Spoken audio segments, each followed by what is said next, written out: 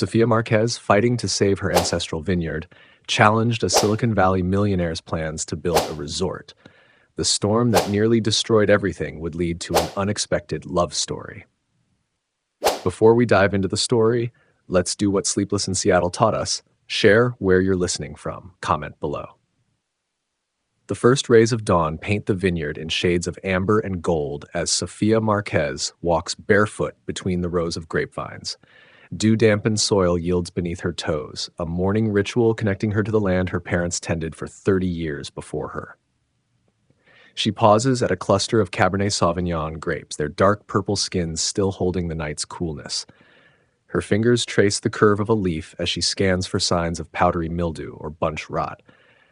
Above her, fog clings to the Napa Valley hills like a gauzy veil. The morning air carries the mineral scent of eucalyptus from the windbreak trees her father planted when she was young.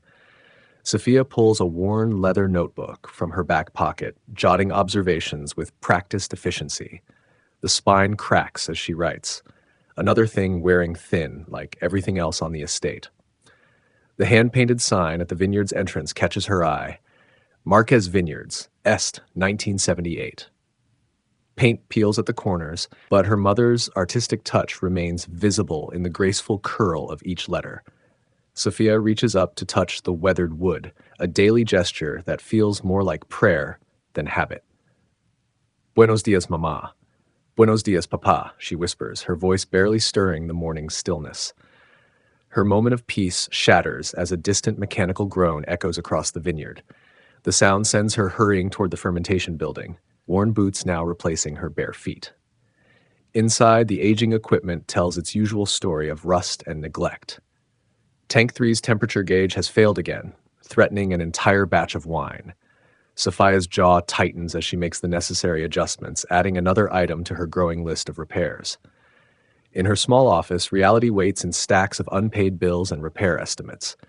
Sophia drops into the creaking desk chair, spreading the papers before her like a fortune teller's cards. Each one foretells the same future, doom without immediate intervention. The emergency fund her parents left has dwindled to almost nothing, siphoned away by equipment failures and rising costs. A framed photograph on her desk shows Elena and Manuel Marquez on their 25th wedding anniversary, standing proud among their vines. Her father's smile carries the same quiet confidence that helped him build this place from nothing. Her mother's eyes sparkle with the creativity that made their wines unique. Sophia touches the glass gently. I won't let it slip away, she promises. Whatever it takes. The morning brings Carlos Vega, their longtime supplier, rattling up the drive in his delivery truck. His usual warm smile seems strained as Sophia meets him in the courtyard. Morning, Sophie, he says, pulling out his tablet. I've got your fertilizer order, but the price has gone up again? Sophia finishes, crossing her arms. The gesture mirrors her mother's bargaining stance so precisely that Carlos blinks. Times are tough all over, he says, shifting his weight. I could maybe do 10% off if you order in bulk, but that's the best I can manage. Sophia's mental calculations race. Even with the discount, the cost would strain her budget to breaking point. What about 15% if I pay cash? She counters, knowing she'd have to dip into her personal savings to make it work. Carlos hesitates, then lowers his voice. Listen, Sophie, maybe you should know. There's talk in the valley. Some big investors been buying up struggling vineyards, offering good money, but... He trails off, watching her face. But turning them into tourist traps, Sophia finishes. Her stomach clenches at the thought. She's seen it happen to other family vineyards.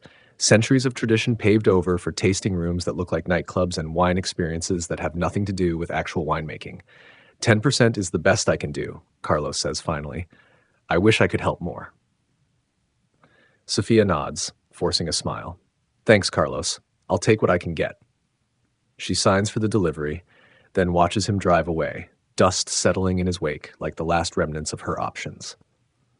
Inside, she spreads her competition notes across the tasting room bar. The Napa Valley Wine Excellence Awards are 3 months away, her best chance at the recognition and contracts that could save Marquez Vineyards.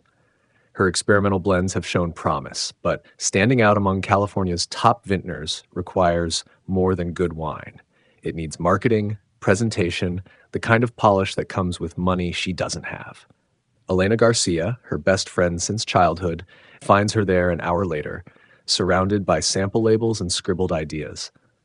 "Still fighting the good fight?" Elena asks, setting down 2 cups of coffee from the local panaderia. "Someone has to," Sophia says, gratefully accepting the caffeine offering. "I've been playing with the idea of highlighting our sustainable practices. Maybe focusing on how we're preserving traditional methods while innovating for the future," Elena finishes. "It's good, Sophie. Your parents would be proud." The bell above the tasting room door chimes before Sophia can respond. Dolores Alvarez, their elderly neighbor, shuffles in with her usual dignified grace. Her face carries more worry lines than usual. "Sophia, mi amor," she says, coming to kiss Sophia's cheek. "I saw suits walking the Peterson property yesterday, the same ones who came before they sold to that resort company." Sophia's coffee turns bitter on her tongue. The Petersons' land borders hers on the north side. "Did they look our way?" "Like wolves eyeing sheep," Dolores confirms. "I've seen men with deep pockets take vineyards like yours and turn them into playgrounds for the rich. Your father would never." "Papa isn't here," Sophia cuts in, more sharply than intended. She softens her tone at Dolores's hurt look.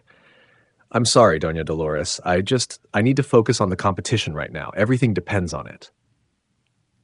The sleek black Tesla appearing in her driveway an hour later seems to materialize from her worst fears. Sophia watches through the tasting room windows as a tall figure emerges. Designer suit, precisely styled dark hair, the confident bearing of someone used to owning any room he enters. He pauses to survey the property, his expression impossible to read behind expensive sunglasses. Sophia straightens her shoulders, smoothing her wine-stained work shirt. A voice that sounds remarkably like her mother's reminds her that first impressions matter, even when you're preparing for battle. She steps onto the front porch just as the stranger reaches for the door. "Marquez Vineyards is closed for tastings today," she says, her voice carrying across the courtyard with practiced authority. "If you'd like to make an appointment—" "I'm not here for a tasting, Miss Marquez." He removes his sunglasses, revealing eyes as sharp and blue as winter sky. "Ethan Clark. We have some business to discuss." Her heart stutters. She knows that name. Everyone in California's tech industry does. Ethan Clark, the Silicon Valley wonderkind who turned artificial intelligence investments into billions before he turned 30. What she doesn't know is why he's standing in her vineyard, looking at her land with the calculated interest of a man deciding where to build his next empire. "I wasn't aware we had any business, Mr. Clark," she says, fighting to keep her voice level. Years of hosting wine tastings help her maintain a professional smile. "We do now." He reaches into his jacket, producing a folder with the logo of her bank. "As of last week, I own the majority of your outstanding debt. I thought we should discuss the vineyard's future. May I come in?" The folder in his hands might as well be a weapon. Sophia's fingers tighten on the porch railing, but she steps aside. Her mother taught her to face threats head on. "Of course," she says, the words tasting like unripe grapes. "Welcome to Marquez Vineyards, Mr. Clark."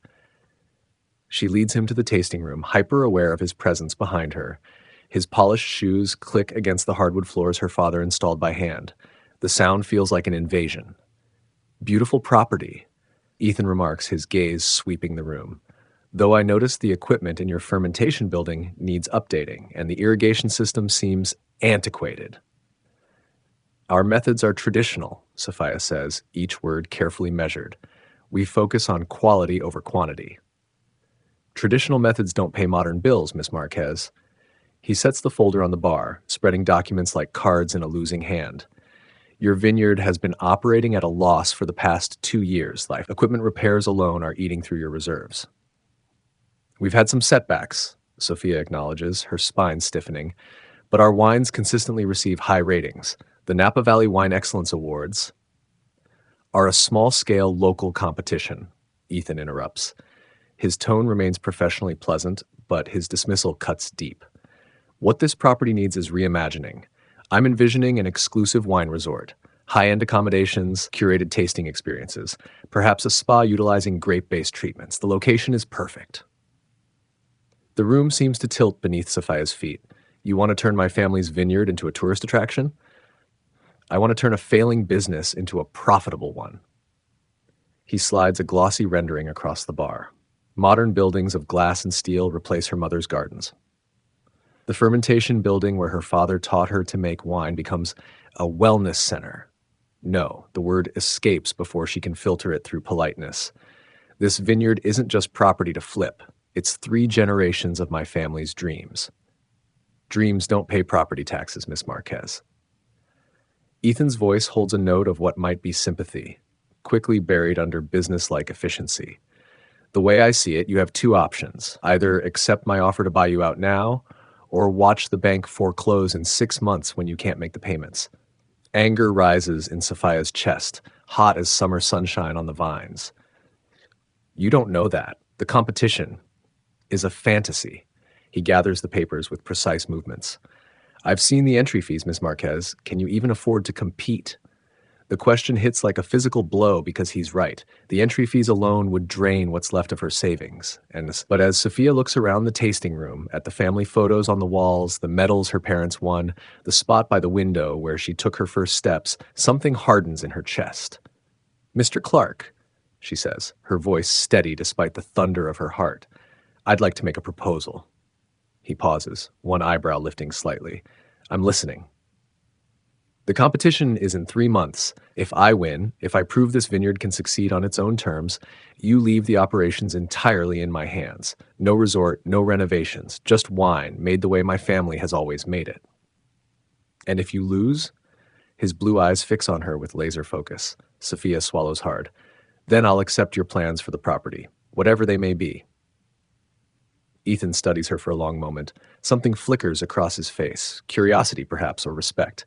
That's quite a gamble, Miss Marquez. This land is worth fighting for. She meets his gaze without flinching. Do we have a deal? Their handshake feels like sealing a deal with fate itself. Ethan withdraws his hand first, already reaching for the portfolio on the bar. I'll have my team draw up the preliminary paperwork. In the meantime, I suggest looking into modern fermentation techniques. Traditional methods will only get you so far. The dismissal in his tone ignites something in Sophia's chest. She places her palm flat on the folder before he can pick it up. Before you start redesigning my family's legacy, Mr. Clark, perhaps you should understand exactly what you're so eager to reimagine. She pushes open the tasting room's French doors, gesturing for him to follow. The afternoon sun beats down on the vineyard, turning the leaves into shifting patterns of light and shadow. These vines, she says, leading him down the first row, were planted by my grandfather in 1978. He chose this slope for its southeastern exposure. Her hand brushes a leaf with practiced tenderness. The morning sun hits here first, burning off the fog before it can settle on the fruit. Ethan follows, his leather shoes already gathering dust. Charming history, but ancient vines produce lower yields. Modern vineyards are replanting every 15 to 20 years for maximum efficiency. These vines produce better fruit, Sophia counters. Their roots go deeper, drawing minerals and complexity you can't get from young plants. She stops at a gnarly old vine, its trunk thick and twisted. My father used to say every vine tells a story. This one survived the frost of '86. That one, she points further down the row, gave us the grapes for our first gold medal wine. Stories don't show up on balance sheets, Ethan says, though something flickers in his expression as he studies the ancient vine. Your fermentation tanks are at least 20 years old. The temperature control systems are analog. In today's market, authenticity matters. Sophia leads him past the rose bushes her mother planted at the end of each row. These aren't just decorative. They're early warning systems. Roses show disease before it hits the grapes. My mother could spot mildew coming just by checking these blooms. They reach the crest of the hill, where the valley spreads out below them like a patchwork quilt. Sophia watches Ethan take in the view, noting how his businessman's mask slips for just a moment. Beautiful, he admits. But beauty doesn't pay bills. Your irrigation system is outdated, your sorting equipment belongs in a museum, and your storage facility needs complete renovation. The foreclosure timeline isn't a threat, Miss Marquez. It's simple math. His words hit like hail on tender shoots. Sophia turns to face him, the setting sun casting long shadows across the rows of vines her family planted, tended, loved. How long? 6 months. Maybe 7 if you stretch your resources to breaking point. His tone is matter of fact, almost gentle. The wine competition won't change the fundamental problems. This land deserves better than a slow decline into bankruptcy. The walk back to the tasting room passes in tense silence.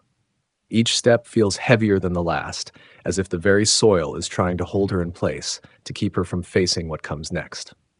Later, alone in her office, Sophia stares at spreadsheets until the numbers blur. The competition entry fee alone would drain her savings. Equipment repairs, labor costs, marketing expenses. The figures mock her with their implacability. Outside her window, the sun sets behind the hills, painting the sky in shades of wine, burgundy, rose, gold. Her mother's voice seems to whisper from the darkening vineyard. When the path ahead seems impossible, mi amor, change the path. Sophia's chair scrapes against the floor as she stands.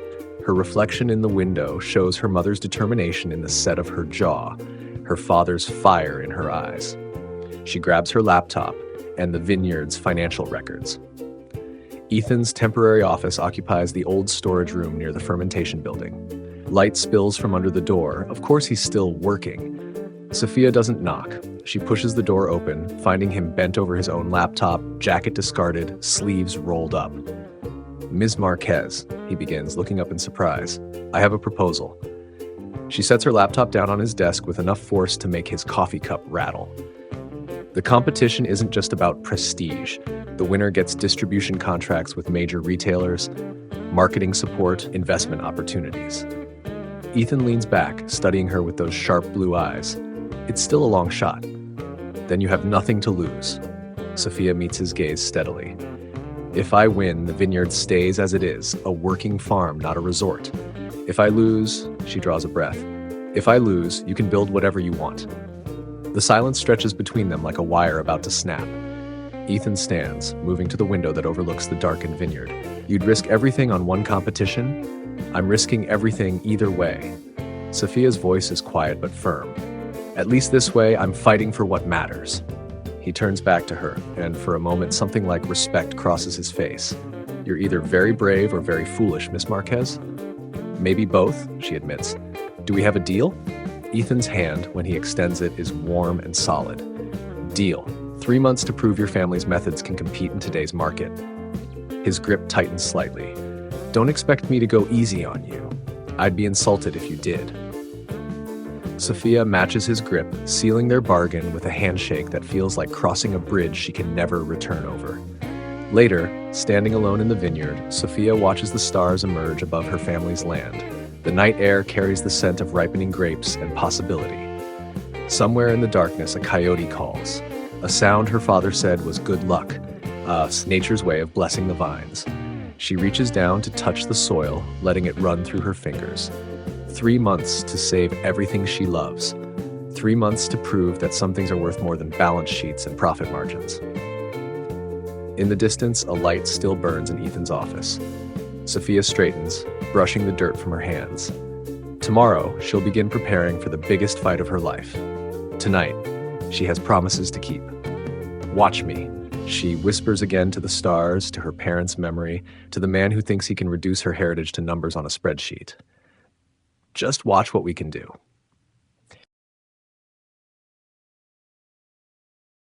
Dawn creeps across the vineyard as Sophia's boots crunch through morning frost. Her breath fogs in the crisp air while she surveys the rows of vines stretching before her. Today's mission: convince Javier Torres to contribute his premium grapes to her competition blend. The thought of asking for help, especially with Ethan Clark watching her every move, makes her stomach clench. She finds Javier pruning his prized Cabernet vines, his weathered hands moving with practiced efficiency. He barely glances up as she approaches. Buenos dias, Sophie. Come to admire my babies? Actually, Sophia draws a steadying breath. I need your help, Javier, for the competition. His pruning shears pause mid-snip. Ah, the famous competition. His tone carries decades of skepticism. The one that's supposed to save Marquez Vineyards from the tech millionaire? Billionaire, Sophia corrects automatically, then winces. And yes, that competition. I want to create something unique, a blend that showcases the best of our valley. Your Cabernet would be perfect for the base. Javier's eyes narrow as he studies her face. Your father never asked for help with his wines. My father didn't have a Silicon Valley vulture circling his vineyard. The words come out sharper than intended. Sophia forces her voice to soften. Please, Javier, I know what I'm asking. Movement catches her eye. Ethan Clark walking the ridge above them, phone in hand. Even from this distance, his crisp white shirt stands out against the morning sky like a challenge. Javier follows her gaze. That one watches you like a hawk. He's probably calculating how many luxury suites he can fit between our vineyards, Sophia mutters. The old vintner's laugh is sudden and warm. You sound just like your mother when the developers tried buying her out in '95. He resumes pruning, but his expression has softened. She stood her ground then, just like you're doing now. Hope flutters in Sophia's chest. Does that mean I'll give you 2 cases of my best Cabernet? Javier points his shears at her, but only because Elena would haunt me if I didn't help her daughter. Relief floods through her. Gracias, Javier, I won't let you down. See that you don't. He glances again at Ethan's distant figure, and watch that one carefully. Men like him, they see the world in numbers. They forget wine is about heart. As if summoned by Javier's words, Ethan makes his way down to them. His leather shoes, already sporting a fine coating of dust, probably cost more than Sophia's monthly utility bills. Mr. Torres? Ethan extends his hand. I've heard excellent things about your Cabernet. Javier eyes the offered hand like it might bite. Have you? From spreadsheets, perhaps? Actually, from several respected sommeliers in San Francisco.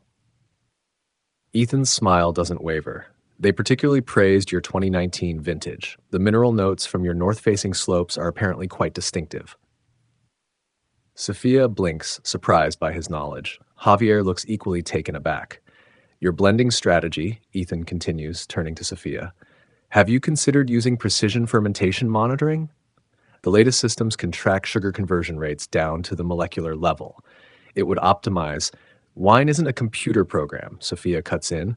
You can't reduce it to ones and zeros. No, but you can improve consistency and quality through data-driven decisions. His blue eyes hold a challenge. Unless you prefer leaving things to chance, I prefer leaving things to experience and intuition.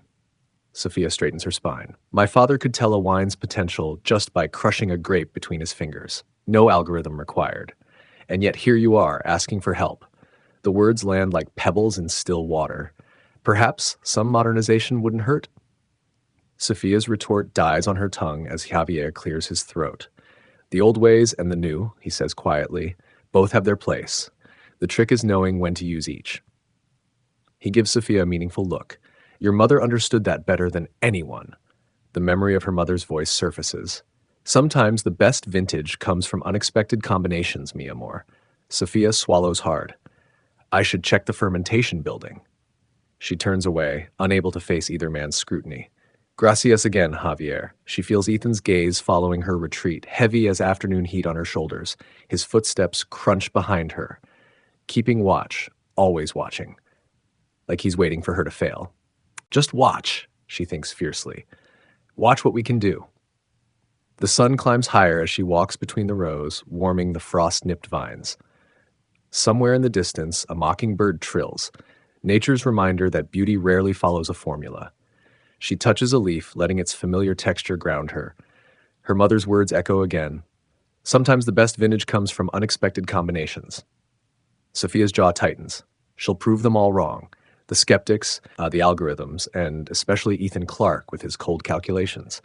She'll create something that can't be reduced to data points. But first, she has a competition to win.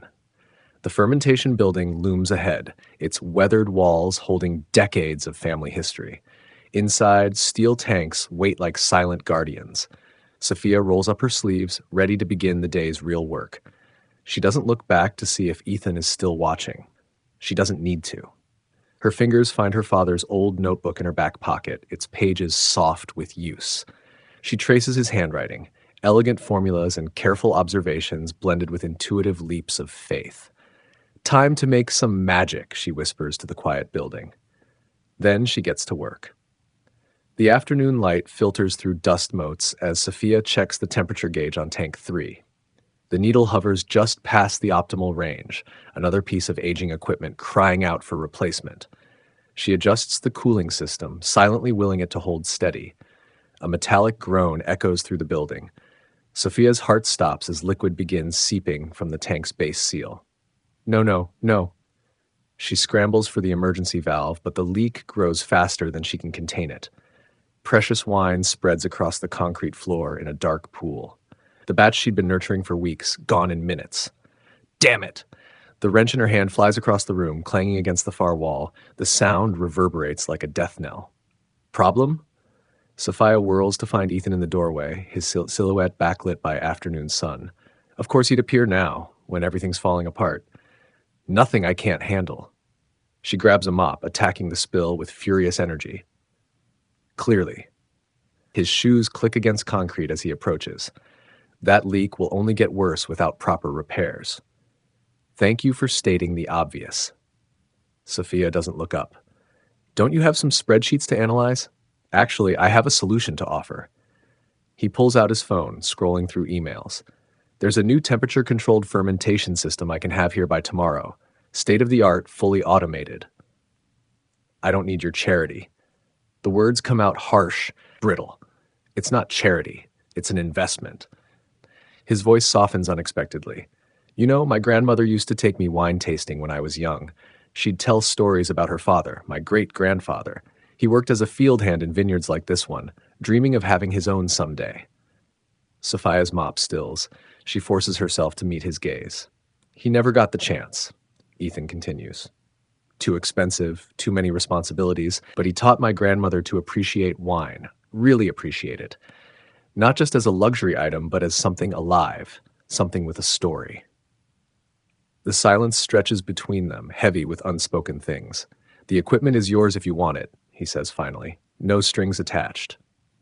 Sophia studies his face, searching for the catch. But all she sees is an echo of something familiar, the same longing for connection to the land that she feels in her bones. Why? She asks softly. Ethan's smile holds a hint of sadness. Maybe I want to see what you can do with the right tools. He heads for the door, pauses. My grandmother would have liked you, by the way. She always said the best wines come from people who aren't afraid to get their hands dirty. Sophia watches him go, her thoughts churning like wine in the press. The spilled batch soaks into her boots, a reminder of what's at stake. Her father's voice seems to whisper from the shadows. Sometimes pride costs more than it's worth, Mia. Fine, she calls after Ethan's retreating form, but I'm paying you back, every penny. He doesn't turn around, but she catches his slight nod before he disappears into the sunlight. Sophia returns to mopping, her movements less frantic now. Above her, dust motes dance in the afternoon light like tiny stars. Or maybe like dreams, she thinks. Her parents' dreams, Ethan's great-grandfather's dreams, all of them swirling together in this moment. The tank gives another groan, as if agreeing. Market day brings the usual crowd to St. Helena's farmers market, tourists sampling local honey, chefs selecting produce, and most importantly, gossip flowing as freely as wine at a tasting. Sophia winds through the stalls, gathering supplies and trying to ignore the whispers that follow her path. Poor thing, she catches Dolores Alvarez saying to Carlos, their longtime produce supplier, working so hard when everyone knows. They spot her approaching and fall silent. Dolores busies herself examining tomatoes while Carlos suddenly finds his invoice book fascinating. Buenos dias, Sophia says pointedly. Sharing recipes.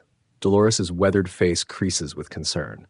Ah, Sophie, we were just discussing that tech fellow, the one who's been hanging around your vineyard. Mr. Clark? Sophia keeps her tone neutral. What about him? Carlos shifts uncomfortably. Word is he's already drawing up plans. Luxury spa, wine tastings for Silicon Valley types. He trails off at Dolores' sharp look. Is that so? Ice creeps into Sophia's voice. And where did you hear this? My cousin's boy works construction, Dolores admits reluctantly. He says there's talk of breaking ground by spring. They're calling it the reserve at Marquez or some such nonsense. The ground seems to tilt beneath Sophia's feet. Spring, months before the competition. Sophie. Dolores reaches for her arm, but Sophia steps back. I need to go. She abandons her half-filled basket, pushing through the crowd with single-minded purpose. Her truck's engine roars to life, tires spitting gravel as she takes the vineyard road too fast. She finds Ethan in the barrel room, examining labels with that same calculated interest he brings to everything. The honey-colored light filtering through high windows does nothing to soften his corporate polish. The reserve at Marquez? The words taste like vinegar. Really? He straightens slowly. I see the local grapevine is as active as ever. Don't. Sophia advances on him, fury burning away fear. You made a deal. The competition is still months away. His calm only fuels her anger. A good businessman keeps his options open. This isn't about business. This is my home, my family's legacy. Legacy doesn't pay bills, Miss Marquez, but something flickers in his eyes. Doubt? Regret? I'm investing time and resources in your competition effort, but I'd be foolish not to have contingency plans. Contingency plans? She laughs, the sound sharp as broken glass. Is that what you call destroying everything my parents built? I call it being realistic. He sets down the bottle he's holding with excessive care. Your parents created something beautiful here, but beauty alone doesn't ensure survival. And what would you know about survival? The words burst out before she can stop them. About fighting for something that matters more than profit margins? For the first time, real emotion cracks his corporate mask. More than you think. He steps closer, close enough that she can see the tension in his jaw. I'm not your enemy, Sophia. Then what are you? The question hangs between them like smoke. Through the windows, sunset paints the barrel room in shades of fire and shadow. For a moment, Sophia thinks she sees something raw and honest in his expression, something that makes her heart stutter. Then his phone chimes, shattering the moment. He checks it with practiced efficiency. We both want this vineyard to succeed, he says finally. We just define success differently. No. Sophia's voice is quiet but firm. You want to profit from this land. I want to honor it. She turns to go, then pauses. You know what's funny? For a minute there, I actually believed you understood. She leaves him standing among the barrels, their shadows lengthening in the dying light. Her father's voice echoes in her head. Trust must be earned, Mija. Like good wine, it cannot be rushed. Outside, the vineyard glows golden in the sunset. Sophia lets her fingers trail along the vines as she walks, drawing strength from their solid presence. They've survived frost and drought, pests and disease. They'll survive this too. She has to believe that. The light in her father's old office has a different quality at sunset, softer somehow, as if the past lingers here more strongly in the golden hour. Sophia sorts through decades of paperwork, searching for anything that might help with the competition. Her hands still as she uncovers a leather-bound journal she doesn't recognize. The spine cracks as she opens it, releasing the faint scent of wine and memories. Her father's handwriting fills the pages, not his usual precise notations, but something more personal. Stories of the vineyard's early days, detailed observations about each vintage, hopes for the future. Her mother's artistic sketches decorate the margins, leaves, grapes, the changing light on the hills. One entry catches her eye. 1995, drought year. The developers circled like vultures, offering generous compensation for our struggling vines. Elena said we should sell, give our daughter a better life. But I looked at little Sophia playing in the rows, singing to the grapes like they were friends, and I knew some things are worth fighting for. We mortgaged everything, worked 18-hour days. Elena painted labels at night to save money. The wine that year, everyone said we were crazy to even try. But that vintage won our first gold medal. Sometimes the land knows what you're willing to sacrifice for it. Sophia's vision blurs. She remembers that medal ceremony, her father's hands shaking as he accepted the award, her mother crying happy tears. She was too young to understand then, but now. A knock at the door startles her. Ethan stands in the doorway, his usual corporate armor softened by evening light. Working late? He asks. Sophia holds up the journal. Learning. She hesitates, then adds, Would you like to see something? He follows her to the tasting room, where several experimental blends await testing. Sophia pours a small amount from each bottle, arranging them precisely. My father believed every great wine tells a story, she says, swirling the first glass.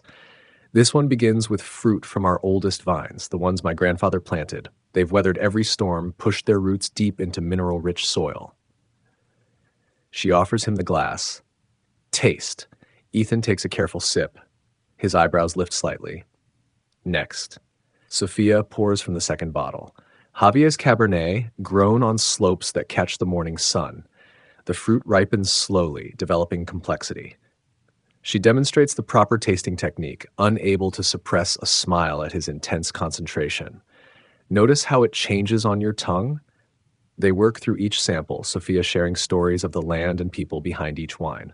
Ethan listens with unexpected attention, asking thoughtful questions about techniques and traditions. This last one, she says softly, is from the batch we saved after the storm last year. The grapes were damaged, but instead of giving up, the whole community helped harvest what we could. The wine is different, complex, like it holds the memory of that struggle. Ethan sips slowly, his expression contemplative. It's extraordinary, he admits, the balance between strength and vulnerability.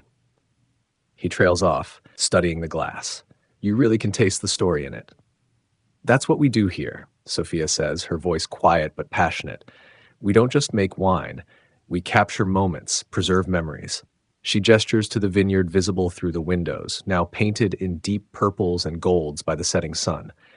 Every bottle holds something of this place, of the people who work here. Ethan sets down his glass with careful precision. Your dedication is impressive.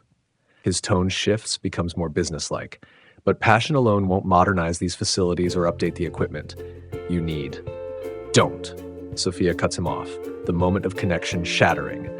Don't turn this into another business lecture. I'm trying to help. Are you? She meets his gaze directly. Or are you just waiting for me to fail so you can build your resort with a clean conscience? Something flashes in his eyes. Hurt, frustration, but his voice remains steady. The competition is still your best chance.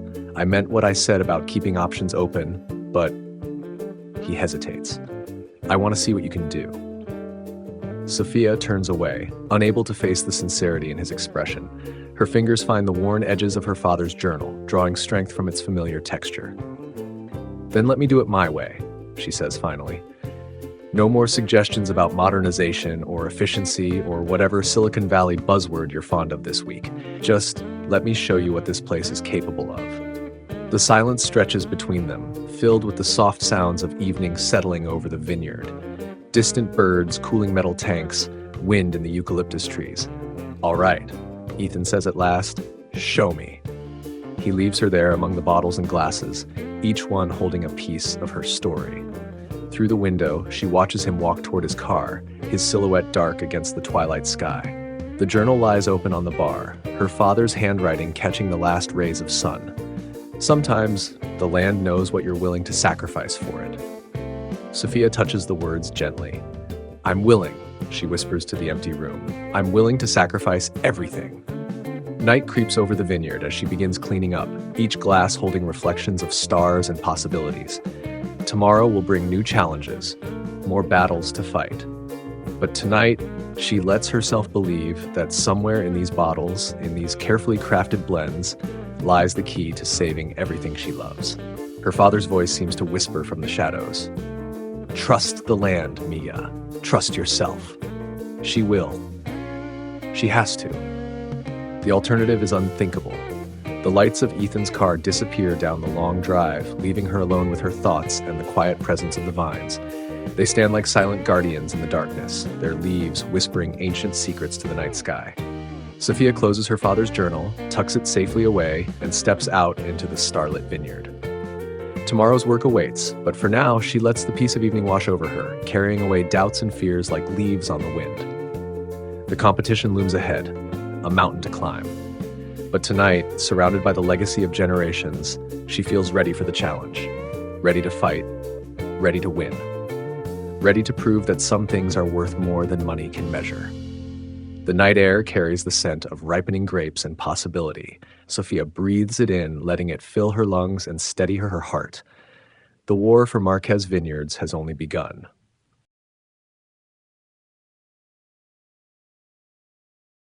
The evening sun bleeds amber across the vineyard as Sophia checks the last row of vines. A flash of movement catches her eye. Ethan's tall figure walking between the trellises, his usual crisp suit replaced by dark jeans and a fitted shirt. He pauses to study a cluster of grapes, reaching out to touch them with unexpected gentleness. Sophia's feet carry her forward before she can think better of it. Dried leaves crunch beneath her boots, announcing her presence. Ethan turns, and for once his sharp features lack their usual calculation. Testing the merchandise? The words come out less harsh than she intends. Learning. Ethan's fingers trail along a leaf. Your Cabernet shows promising sugar levels, earlier than expected for the season. The slope helps. Sophia moves closer, professional instincts overriding her wariness. South-facing exposure means more direct sunlight. The grapes ripen faster here than in the valley. Your grandfather chose well. The simple observation catches her off guard. You've been doing research. I always do my homework. Ethan's gaze remains on the vines. My grandmother used to tell stories about her father, my great-grandfather. He came here from Italy in 1920, dreaming of his own vineyard. His voice softens. Spent 40 years working other people's land instead. Never could save enough to buy his own. The confession hangs in the cooling air. Sophia studies his profile, noting the tension in his jaw. What happened to him? Died still dreaming. Ethan's hand drops from the vine. My grandmother said he used to walk the rows at sunset, testing the soil, checking the grapes, just like you do. She'd find him crying sometimes, mourning all the vintages he never got to make. Stars begin to pierce the darkening sky as they walk the rows together. Sophia finds herself sharing her own stories, her father teaching her to identify ripe grapes by scent, her mother's trick for spotting early signs of disease in the leaves. Ethan listens with unexpected intensity, asking questions that reveal genuine interest rather than mere politeness. Here. Sophia plucks a perfectly ripe grape. Close your eyes. Ethan hesitates, then complies. She places the grape in his palm, watching his fingers close around it. What do you smell? He lifts it to his nose, inhaling deeply. Black cherry, something earthy underneath, and his brow furrows in concentration. Tobacco? Good. The praise slips out before she can stop it.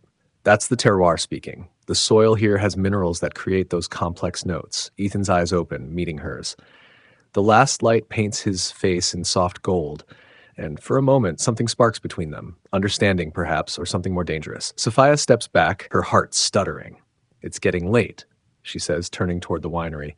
I should check the fermentation tanks. Sophia, his voice stops her. Thank you for sharing this. She nods without looking back, afraid of what she might see in his face, or what he might see in hers. The next evening finds Sophia at the local winemakers guild, surrounded by the cheerful chaos of their monthly potluck. Platters of food cover every surface, wine flows freely, and conversation buzzes through the converted barn. She's ladling herself some of Elena's pozole when Dolores appears at her elbow. Mi amor, the older woman's face creases with worry. I just heard from Miguel at the cooperage. The barrel shipment. What about it? Sophia's spoon clatters against the bowl. Delayed. At least 2 weeks. Dolores touches her arm. He says there's nothing he can do. The room suddenly feels too warm, too crowded. Those barrels are essential for her competition blend. Without them, she'll miss the crucial aging window. Sophia forces herself to breathe, aware of curious glances from nearby guests. Across the room, she catches Ethan watching, his expression unreadable.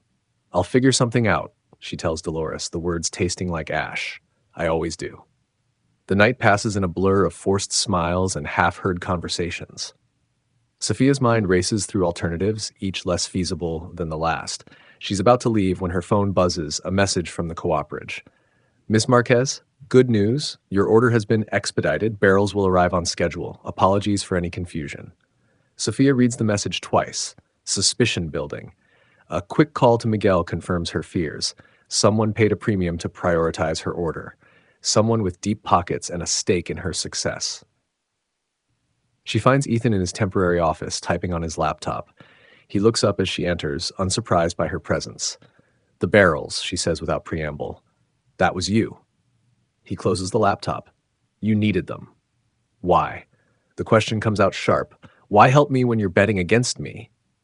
Am I? Ethan stands, moving to the window. My great-grandfather died thinking he wasn't good enough to own a vineyard, that his dreams were too big, too impossible. He turns to face her. I saw the same fire in your eyes that my grandmother described in his, the same dedication. So this is what? Pity? Recognition? He steps closer. I came here planning to sell to developers, turn this place into another soulless resort, But watching you work, seeing how you pour yourself into every detail, he runs a hand through his hair, a rare gesture of uncertainty. You make me question everything I thought I knew about value. The confession lands like wine spilled on white linen, impossible to ignore, spreading through her defenses. Sophia grips the edge of his desk, steadying herself. I don't know if I can trust this, she says finally. Trust you. I know. His voice carries an edge of raw honesty. But I'm starting to trust you. Later, beneath the old fig tree her father planted, Sophia traces the bark's familiar patterns. The night air carries the scent of ripening fruit and possibility. Her mother's voice seems to whisper through the leaves. Trust your heart, mi amor. It knows the truth before your head catches up. Footsteps crunch on gravel. Ethan approaching cautiously, giving her space to retreat if she chooses. She doesn't move. Whatever happens with the competition, he says, I won't make any decisions about the vineyard without involving you. The words should comfort her, but their careful phrasing leaves too much room for interpretation. Sophia turns to study him in the moonlight, seeing both the ruthless businessman and the grandson carrying an immigrant's unfulfilled dreams. And if I fail? She asks. If I can't make this work? Ethan moves closer, close enough that she can see the conflict in his eyes. Then we'll face that together. The promise hangs between them, weighted with things unsaid. Sophia feels the pull between them, professional and personal, trust and doubt, desire and fear. Her heart races with the certainty that whatever happens next will change everything. Sophia presses her palm against the fig tree's rough bark, seeking its familiar strength. The trunk holds 3 decades of her family's history. Her father planting it the year she was born, her mother making preserves from its fruit each summer, countless decisions made in its shade.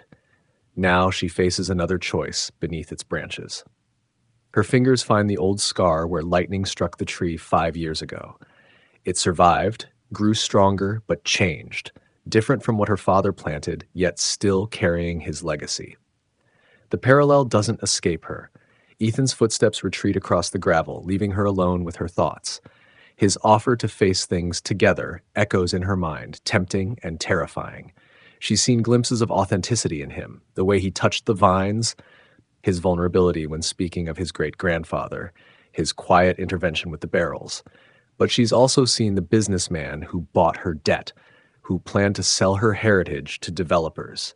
The evening breeze carries the scent of ripening grapes, reminding her of all that's at stake. Not just the vineyard, but her heart. Opening herself to Ethan means risking both.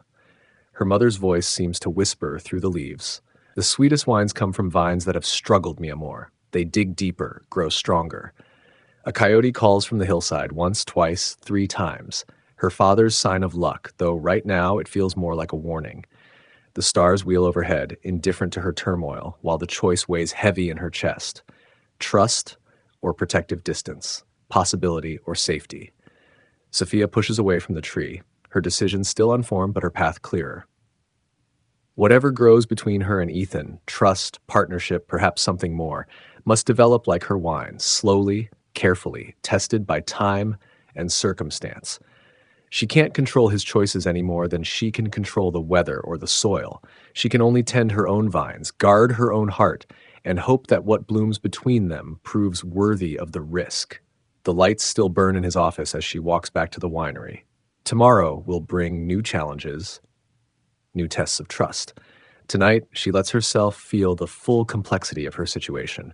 Fear and hope, doubt and desire, all aging together like wine in her father's old barrels, waiting to reveal their final character. Dawn light filters through the windows of Marquez Vineyard's tasting room as Sophia arranges chairs in a loose circle. Her fingers brush against the worn leather of her mother's favorite seat, now occupied by Dolores Alvarez, who watches with sharp eyes as other local vintners file in. The familiar scents of coffee and pan dulce mingle with morning dew drifting through the open French doors. Javier Torres settles into a chair near the window, his weathered hands cradling a ceramic mug. Your father would have loved this, he says, nodding toward the gathering. Manuel always said wine was community in a bottle. Sophia's throat tightens at the memory. She busies herself with her notes, trying to focus on the task at hand. The competition looms just weeks away, and every detail matters. Her experimental blends show promise, but standing out among California's top vintners requires more than good wine. The sound of expensive shoes on hardwood draws her attention. Ethan Clark appears in the doorway, tablet in hand, looking oddly out of place among the casual gathering of vintners. His presence sends a ripple through the room, curious glances, whispered comments. Sophia straightens her shoulders, determined not to let his arrival derail the meeting. "Let's begin," she says, spreading out wine samples on the central table. "I've been working on a blend that highlights our terroir while pushing traditional boundaries. Javier, your expertise with aroma balance would be invaluable here." Javier leans forward, swirling the first sample with practiced ease. Interesting choice, leading with the Cabernet. But there's something else. He pauses, nose hovering over the glass. "Petit Verdot?" "Just a touch," Sophia confirms. "My father's old journals mentioned experimenting with it in the 80s. I found some vines at the back of the property That's your angle." Ethan's voice cuts through the discussion. He sets his tablet aside, moving closer to examine the wine. The story of rediscovery, of honoring tradition while innovating. It's exactly what buyers want right now. Sophia bristles at his interruption, but Dolores nods slowly. "He's not wrong, mi amor. The judges this year, particularly Richard Chen, they look for wines with history." "History doesn't matter if the wine isn't exceptional," Sophia counters, but her mind is already working through the possibilities. The Petit Verdot adds complexity, but the balance isn't quite right. "Try reducing the maceration time," Javier suggests. "Keep the character but soften the tannins. Your father used to say, less is more when you're working with strong personalities." Sophia finishes the familiar phrase, managing a small smile. "I remember." The discussion flows like wine itself, ideas building and blending. Ethan remains quiet but attentive, making occasional notes on his tablet. His presence still feels like sandpaper against Sophia's nerves, but she can't deny his marketing insights are sharp. "Social media," he says during a lull in the conversation. "Short videos showing the process, the history. People connect with stories they can see themselves in." "This isn't about trending hashtags," Sophia starts, but Dolores touches her arm gently. "Listen to him, mijita. Your mother was an artist. She understood that presentation matters. Show people the heart behind the wine." The morning stretches into afternoon, sun climbing higher as they refine both wine and strategy. Ethan's suggestions, though business-focused, begin to align with Sophia's vision in unexpected ways. His idea to frame Marquez vineyards as a symbol of perseverance resonates with something deep in her chest. When the other vintners leave, Sophia finds herself alone with Ethan in the tasting room. Shadows stretch across the floor like grasping fingers as she gathers empty glasses. "Your community support is impressive," he says, still making notes. "We should leverage that in the marketing campaign. Show how traditional methods and modern collaboration." "Stop." Sophia sets down the glasses harder than intended. "Just stop turning everything into a business strategy. These people aren't marketing assets. They're family." Ethan looks up, something flickering behind his usual professional mask. "Family is exactly why people will connect with your story. The vineyard, the history, the community effort. It's authentic. That's rare in this industry." "And what happens to this authentic story if I lose?" The question slips out before she can stop it. "Does it become a charming anecdote for your luxury resorts brochure?" The silence stretches between them like a taut wire. Ethan's tablet screen goes dark in his hands. "I'm trying to help you win," he says finally, his voice carefully neutral. "Whether you believe it or not." Sophia turns to face him fully, studying the man who holds her family's legacy in his manicured hands. In the fading light, his sharp edges seem softer, almost uncertain. It makes him more dangerous somehow. "Fine," she says, picking up her notebook. "I'll consider your suggestions about the social media campaign, but I do it my way. Honest, unfiltered. No corporate polish." "Agreed." He stands, straightening his jacket. "Send me the video drafts before posting. I can help with timing and targeting." Sophia watches him leave, his silhouette dark against the golden evening light. His footsteps fade into the distance, leaving her alone with the echoes of the day's discussions and the weight of decisions yet to come. The vineyard whispers outside, leaves rustling in the breeze like countless small voices offering counsel. Sophia opens her notebook, adding Ethan's suggestions in her cramped handwriting beneath her own notes. The pages tell a story of collision, tradition meeting innovation, heart meeting strategy. She touches the worn leather chair where Dolores sat, where her mother once planned harvests and celebrated vintages. "Watch me," she whispers to the empty room. "I'm learning to dance with the devil." Night settles over Marquez Vineyards like a velvet cloak, stars pricking through the darkness. In her small office, Sophia begins drafting the first social media post, her father's words about wine and community flowing through her fingers onto the screen. Outside, a coyote calls, a sound her mother always said meant change was coming. This time, Sophia thinks she might be ready for it. The storm arrives without warning. Sophia jolts awake to the sound of rain hammering against her bedroom window. Wind howls through the valley like a wounded animal, and something crashes in the distance. Her heart slams against her ribs as she fumbles for the bedside lamp. The clock reads 2:17 a.m. Lightning illuminates her room in stark bursts, casting twisted shadows on the walls. Another crash, closer this time, sends her scrambling for boots and a raincoat. Outside, the storm rages with biblical fury. Rain stings Sophia's face as she runs toward the vineyard, flashlight beam bouncing wildly across the rows. The wind tries to tear her coat open, chilling her to the bone. "No, no, no." The words escape as a prayer when her light finds the first fallen trellis. Rows of her best Cabernet Sauvignon vines lie twisted in the mud, their fruit crushed and scattered. The storm has torn through her careful preparations like paper. Lightning reveals the full extent of the damage, several rows, including the precious old vines she planned to highlight in the competition blend, are battered beyond recognition.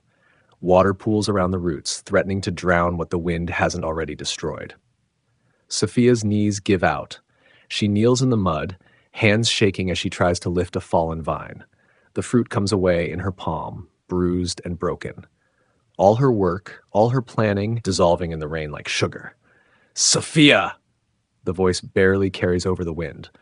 A flashlight beam cuts through the darkness, and suddenly Ethan is there, rain plastering his expensive shirt to his skin. "Are you hurt?" She shakes her head, unable to form words. Her fingers dig into the sodden earth as if she could somehow hold it together through sheer will. Ethan's light sweeps across the damaged rows. His sharp intake of breath tells her he understands the magnitude of what they're seeing. "We need to get you inside," he says, reaching for her arm. "I can't leave them." Her voice cracks. "The roots? If they're exposed too long, you can't do anything in this weather." His hand is warm on her shoulder, steady despite the chaos around them. "First light, I'll have every available person here to help, I promise." The storm rages on, but something in his voice, the steel beneath the concern, makes her listen. Sophia lets him help her up, legs shaky beneath her. Together, they stumble back to the house, the wind stealing their breath. In the kitchen, Ethan wraps her in a blanket despite his own dripping clothes. His hands are gentle as he presses a mug of tea into her frozen fingers. The domesticity of the moment feels surreal against the backdrop of destruction outside. "It's over," she whispers, staring into the tea's depths. "Even if we salvage some vines, there's no way to produce enough wine for the competition, not at the quality level we need." "Don't make decisions at 3 a.m. in a storm." Ethan pulls out his phone, fingers flying over the screen. "I'm contacting everyone who can help. Javier, Dolores, the Torres family. This community won't let you fail." Sophia looks up at him, really looks. His perfectly styled hair is plastered to his forehead, designer clothes ruined by mud and rain. Yet his eyes burn with determination. She's only seen him direct at business deals before. "Why are you doing this?" she asks, the question escaping before she can stop it. Ethan pauses in his typing, something complicated crossing his face. "Because some things are worth saving," he says finally. "Get some rest. Tomorrow will be soon enough to assess the damage." Dawn breaks gray and exhausted over the vineyard. Sophia stands on her porch, hands wrapped around a coffee mug, surveying the aftermath. The storm has left her land looking like a war zone. Broken trellises, scattered leaves, fruit crushed into the mud. But she's not alone. Trucks and cars line her driveway, disgorging neighbors and fellow vintners armed with tools and determination. Javier Torres directs a team checking drainage systems. Dolores Alvarez organizes women sorting through salvageable fruit. And in the midst of it all, Ethan moves with surprising efficiency, coordinating groups and resources like a general managing troops. "We can save more than I thought," Javier says, approaching with mud-caked boots. "The old vines especially, their roots run deep, and the fruit we've salvaged." He pauses, considering. "It's not what we planned, but sometimes the best wines come from adversity." Sophia takes in the scene before her, dozens of people working to save her dream. Their voices carry across the morning air, mixing with the sound of tools and machinery. This, she realizes, is what her father meant about community. "We'll need to adjust the blend," she says slowly, mind already working through possibilities. "Focus on quality over quantity. Maybe?" She trails off as Ethan approaches, phone pressed to his ear. "The drainage equipment will be here in an hour," he reports, ending his call. "And I've got a team bringing emergency supplies for the salvage operation." Their eyes meet across the mud-churned earth. Something has shifted between them, though Sophia can't quite name it. The crisis has stripped away their careful professional distance, leaving... What? The moment breaks as Dolores calls for help with a particularly stubborn trellis. Sophia turns away, pushing complicated thoughts aside. There's work to be done, and the competition won't wait for her to sort through her feelings about Ethan Clark. The day passes in a blur of mud and sweat and determination. By sunset, they've salvaged what they can. The damage is still devastating, but not total. Hope, thin as morning mist, begins to rise. Sophia stands among her vines as the work crews depart, touching leaves that somehow survived the storm's fury. The evening air carries the scent of crushed fruit and wet earth, destruction and possibility mingled together. "Thank you," she says quietly when Ethan joins her, "for everything today." He nods, hands in his pockets. His usual polished appearance is completely undone, but something about him seems more real this way. "What's your next move?" "We work with what we have." Sophia straightens her shoulders, channeling her mother's determination. "Quality over quantity. If we can't win with volume, we'll win with excellence."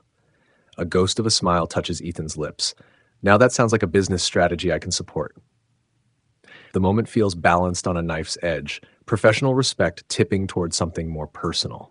But before Sophia can examine it too closely, her phone chimes with a text from Javier about tomorrow's salvage operations. Reality crashes back in.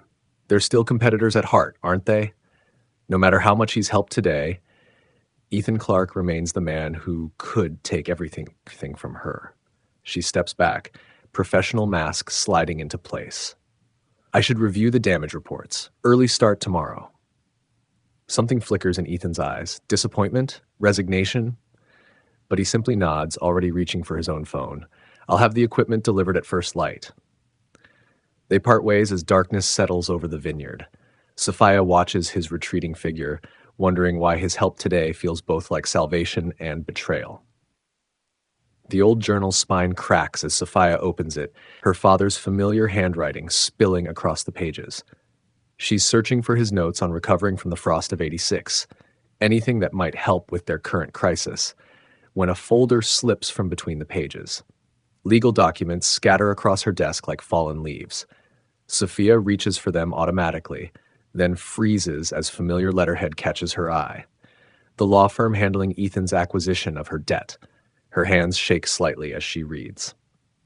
The documents outline a detailed plan, contingencies for selling the vineyard to a resort developer if the competition fails to generate sufficient revenue. Dates, figures, property assessments, all laid out in cold legal language. The betrayal hits like a physical blow. All Ethan's help, his apparent investment in her success, was it just to maximize the property's value before the sale? Blood pounds in Sophia's ears as she storms across the courtyard to his office. She finds him at his desk, sleeves rolled up as he reviews financial projections. He looks up at her entrance, something in her expression making him straighten. "The resort plans," she says, slapping the documents onto his desk. "Were you going to tell me, or just wait until after I failed?" Ethan's face goes carefully blank. "Where did you find those?" "Does it matter? They exist. You've been planning this from the start, haven't you? All that talk about helping me win, about believing in the vineyard's potential, it was just about protecting your investment." "Sophia," he stands, reaching for the papers, but she steps back. "Don't." Her voice cracks. Don't try to explain this away. You never intend to give me a real chance, did you? This competition, my efforts to save my family's legacy, it was all just theater while you arranged the sale. Something breaks in Ethan's professional mask. Those contingency plans were drawn up before I understood what this place means. To you, to the community. And now that you understand so well, are you still planning to sell us out? The silence stretches between them like a chasm. Outside, birds call to each other across the vineyard, life going on while Sophia's world threatens to crumble again. I haven't decided, Ethan says finally, his voice heavy. The practical concerns haven't changed. The vineyard's financial situation. Get out. Sophia's hands clench at her sides. Get out of my office, off my land. If you're going to destroy everything I love, at least have the decency to do it from a distance. Sophia, please. Let me explain. There's nothing to explain. She turns away, unable to look at him. You're a businessman, Mr. Clark. This is just business, isn't it? The hurt that flashes across his face almost makes her waver. Almost. But the documents on his desk tell their own story. One written in profit margins and property values rather than family history and love of the land. Ethan gathers the papers slowly, deliberately. Each movement seems to cost him something. I never meant to. He stops, swallowing whatever justification he was about to offer. I'm sorry. Sophia doesn't watch him leave. She stands at the window instead, looking out over the storm-damaged vineyard. The sun sets behind the hills, painting the sky in shades that remind her of spilled wine. Her parents' favorite time of day, when the light made every leaf glow like stained glass. The crunch of gravel under tires tells her Ethan's Tesla is leaving. Only then does she let her shoulders slump, the weight of betrayal pressing down like a physical thing. Her reflection in the window shows her mother's determination wavering, her father's fire dimming. A knock at the door startles her. Not now, she calls, but Dolores enters anyway, carrying 2 steaming mugs. I saw him leave, the older woman says, setting one mug in front of Sophia. The look on his face. She pauses, studying Sophia with knowing eyes. What happened, Mijita? Sophia gestures at the documents still scattered across the desk. As Dolores reads, her expression darkens like storm clouds gathering. Hijo de. Dolores catches herself, but her grip on the papers tightens. When did you find these? Just now. In Papa's old journal, of all places. Sophia laughs, but the sound holds no humor. I was looking for help saving the vineyard, and instead I found proof it was never mine to save. That's not true. Dolores sets the papers down with surprising force. This land, these vines, they're in your blood, Sophia. No legal document can change that. But they can take it away. Sophia sinks into her chair, suddenly exhausted.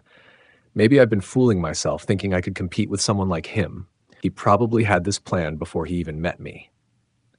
Then why help with the storm damage? Dolores asks quietly. Why spend all day in the mud, organizing repairs? Business strategy doesn't require getting your hands dirty. The question hits something tender in Sophia's chest. She remembers Ethan's face in the rain, the genuine concern in his voice. The way he worked alongside everyone else, no trace of his usual corporate polish. It doesn't matter why, she says finally. The result is the same.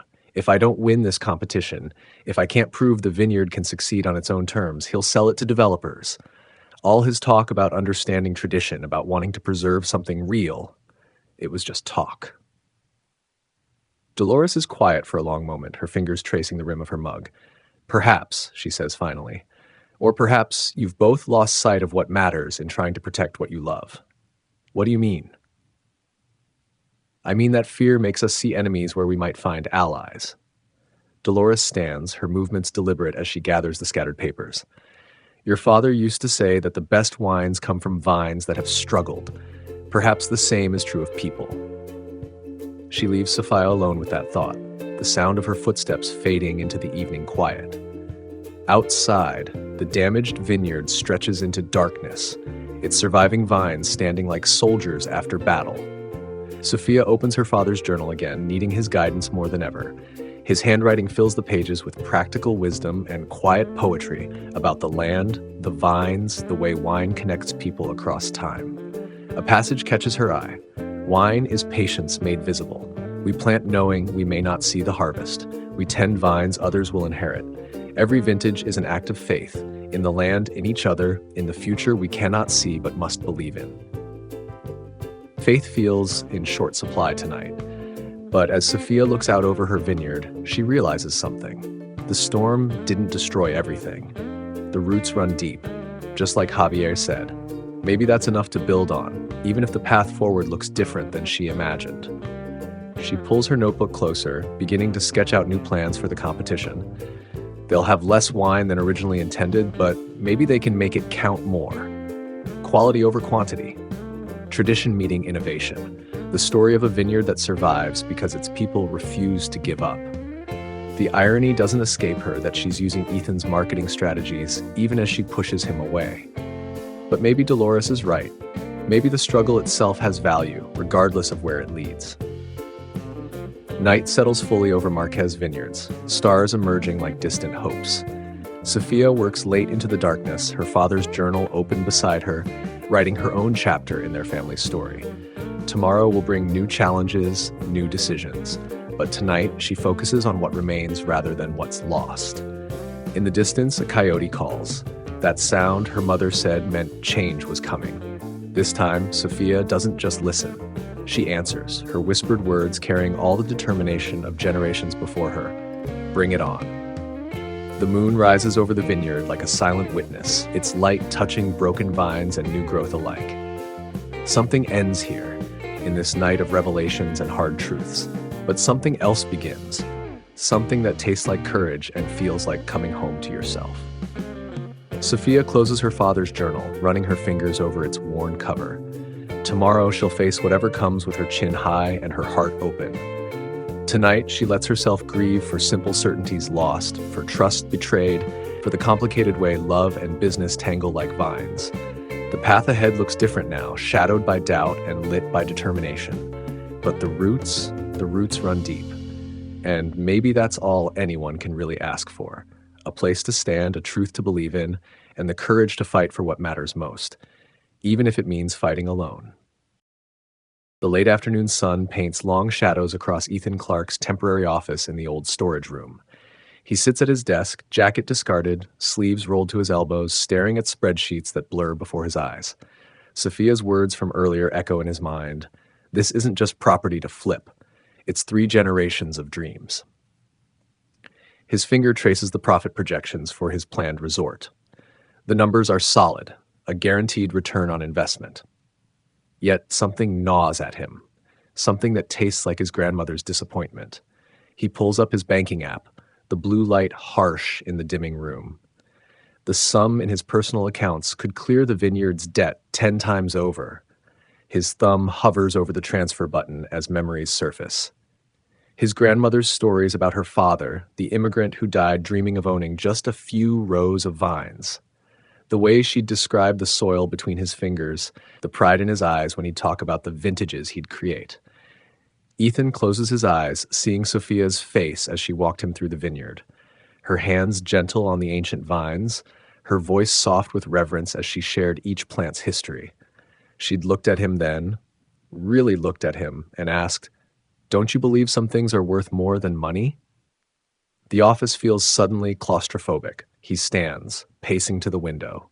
Beyond the glass, rows of vines stretch toward the hills, their leaves silvered by starlight. This land holds more than grapes. It holds stories, memories, the kind of legacy his great-grandfather never had the chance to build. His phone chimes with a message from his financial advisor warning against emotional investment decisions. Ethan's jaw tightens. For once, he doesn't want the safe choice. He doesn't want another soulless resort built on borrowed dreams. He makes the transfer with 3 decisive taps. The confirmation appears instantly. The vineyard's debt cleared. His stomach lurches at the sum, but something else rises in his chest, something that feels surprisingly like peace. Dawn finds him in his Tesla, racing toward the supplier's office. Carlos Vega's eyes widen at the sight of him, then widen further at the check. Ethan slides across the desk. "New barrels," Ethan says, "the best you have," and every piece of equipment on Sophia's wish list. I need it all delivered before the competition. Carlos studies the check, then Ethan's face.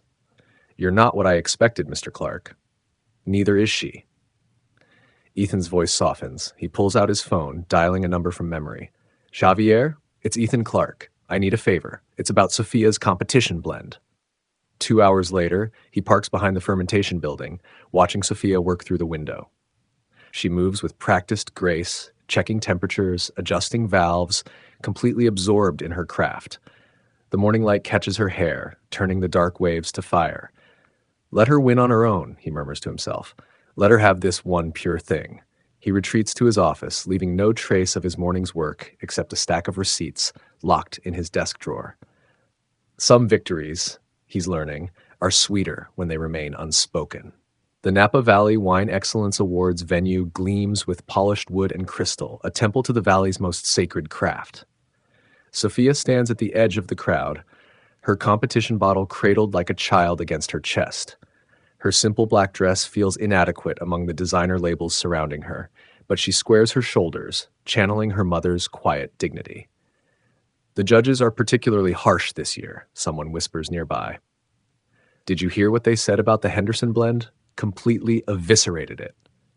Sophia's fingers tighten on the bottle. 3 months of work, of sleepless nights and endless adjustments, all distilled into this single vessel. She feels Ethan's presence before she sees him, a steady warmth at her shoulder. Ready? He asks softly. She wants to snap that she doesn't need his support, but the words die in her throat. Instead, she nods, startled by the gentleness in his blue eyes. When did they stop being adversaries? The judge's table looms before her like an altar. 3 of the industry's most respected palates sit in judgment, their expressions carefully neutral as she presents her wine. Sophia's hands don't shake as she pours. Her parents taught her better than that. This blend, she begins, her voice steady despite her racing heart, comes from vines my grandfather planted in 1978. The soil there is rocky, forcing the roots to grow deep. She pauses, remembering her father's words. Deep roots make strong wines, just like they make strong families.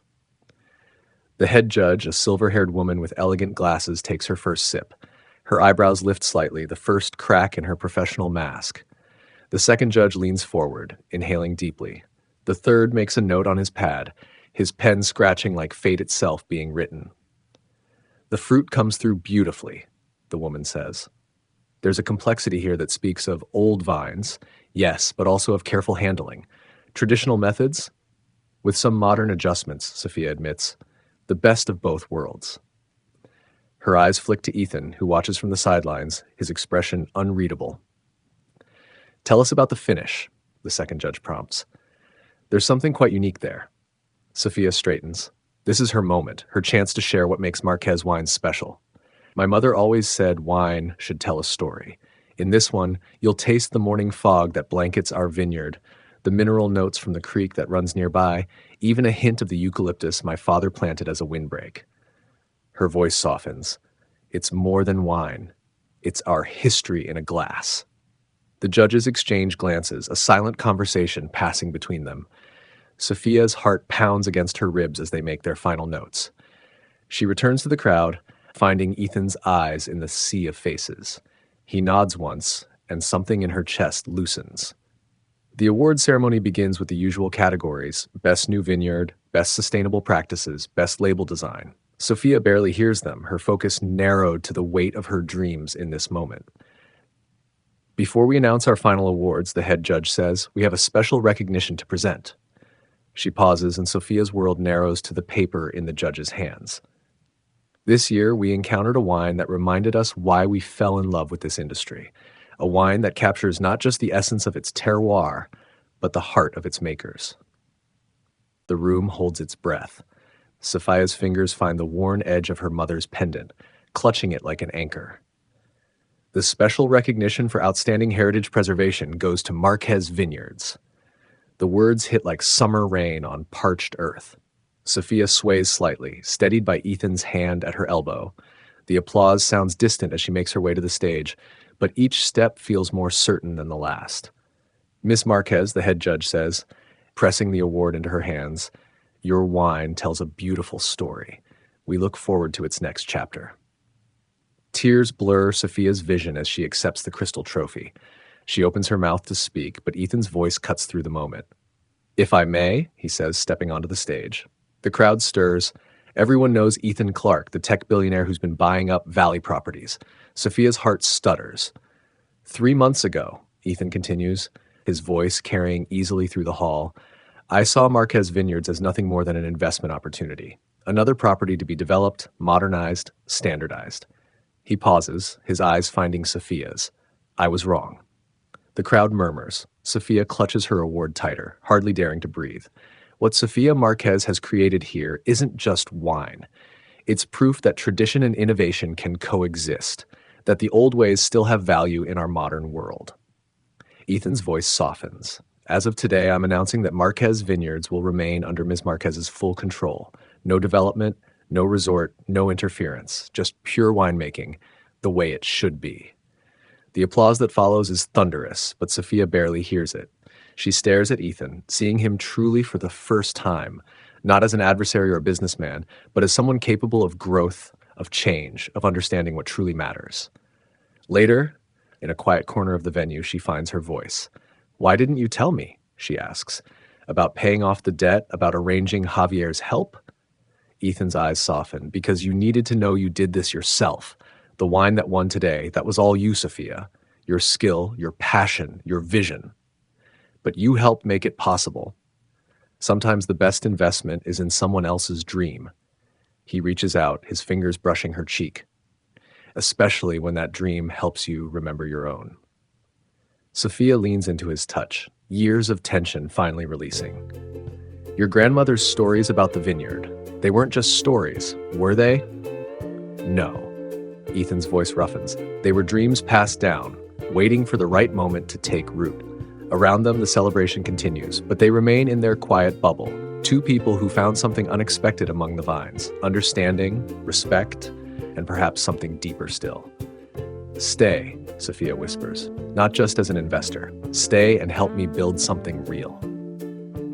Ethan's answer comes in the form of a kiss, gentle as morning dew on grape leaves, promising as the first buds of spring.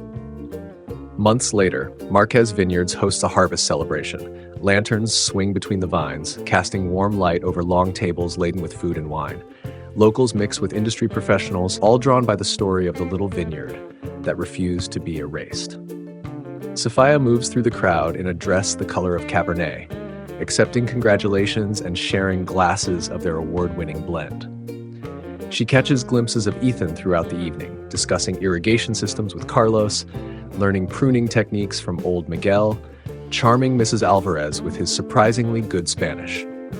The newly renovated tasting room strikes the perfect balance between old and new.